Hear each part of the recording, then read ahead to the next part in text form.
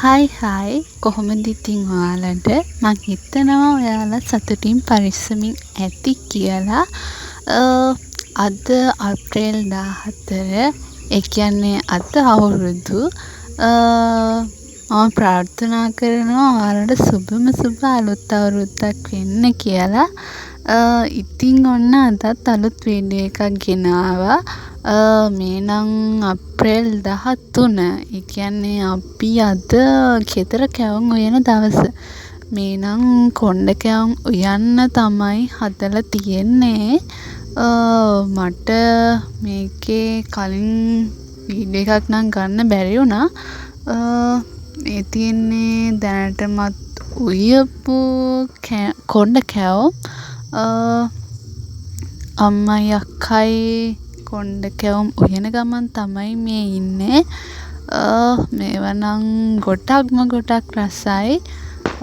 මේ තියෙන්නේ අපේ අක්කා කොණ්ඩ කැවුම් හදනවා. බලන්නකෝ ඉතින් කොහොමද කොණ්ඩ කැවුම් හදන්නේ කියලා.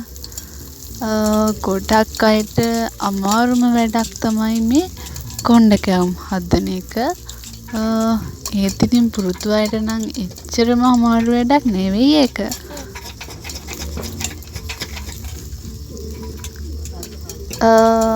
පොඩි ඉරටුවක් අරගෙන තමයි මෙන්න මෙහෙම කොණ්ඩේ ගන්නෙ.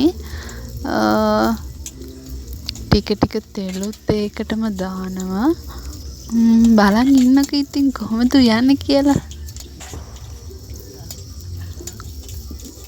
මෙන්න මෙහෙම ඉරටුව වටේට කරකව තමයි කොණ්ඩේ ගන්නෙ. මම මේ වීඩියෝ එක එඩිට් කරන වෙලාවේ නම් අප්‍රේල් 14 රෑ 7ට විතර.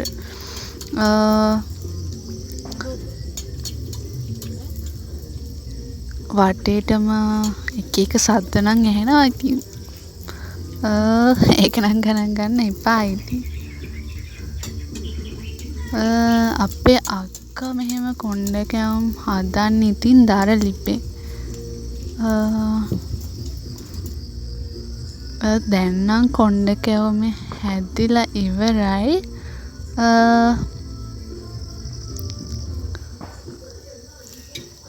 දැන් නම් අයින් කරන්න හදන්නේ තාච්චියෙන්. ඔන්න ඔය ගානට ඉදෙනකන් තියලා තමා තාච්චියෙන් ගන්නෙ. මේ නම් තියෙන්නේ මම කොණ්ඩ කැවුම් හදන හැටි. මං නම් ඉතින් ෆස්ට් ටයිම් තමයි මේ කොණ්ඩ කැවුම් හදන්න යන්නේ. එච්චරම හුරුත් නම් නැහැ. ඒත් ඉතින් අවුලක් නැතුව කොණ්ඩ කැවුම් 10ක් විතර නම් හැදුවා මම එදා.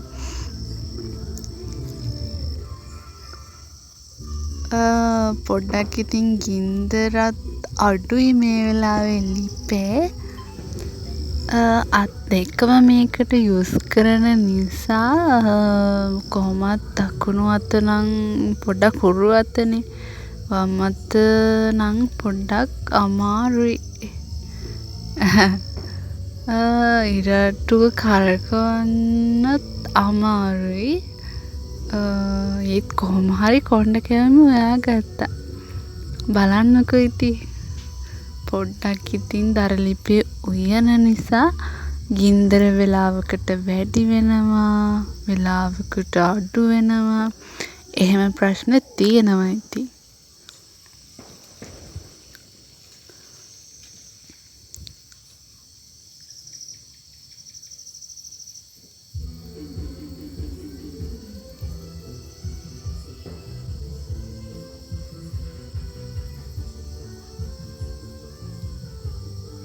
කොහොම හරි තෙල් කොණ්ඩ කැවුමට දාලා කොණ්ඩ කැවුමේ ඔයා ගන්නවා.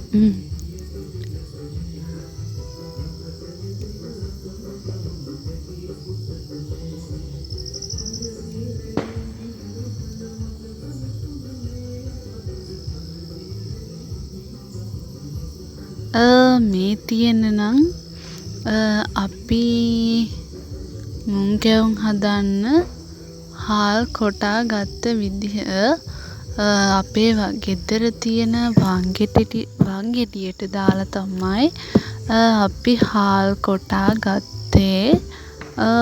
මේ නම් අක්කා හාල් කොටන හැටි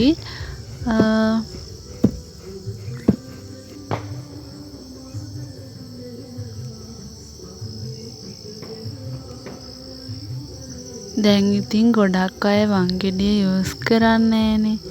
ඒත් අපේ ගෙදර නම් සමහර වෙලාවට යූස් කරනවා. මේ තියෙන්නේ පිටි හලා ගන්න විදිහ.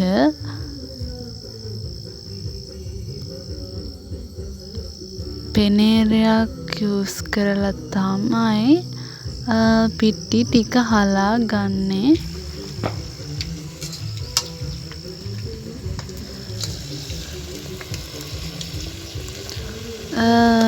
තියෙන කම්මැලිකමට අර මුං කැවුම් අර කපන්න ඕනේ හැඩයට කපන්නේ නැතුව රවුම් විදිහට හදලා තමයි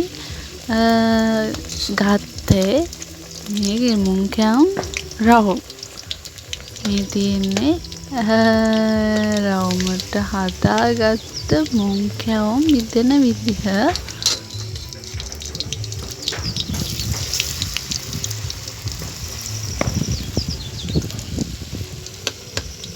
මේ තියෙන්නේ මුට්ටියේ ඉදිච්ච මුං කැවුම්. බයි ඉතින් අපි ආයෙත් අලුත් වීඩියෝ එකකින් හමු වෙමු. ලයික් කරලා ෂෙයා කරලා මගේ වීඩියෝ එකට සපෝට් එකක් දෙන්න කියලා මම ඔයාලගෙන් ආදරෙන් ඉල්ලා සිටිනවා. බයි බයි.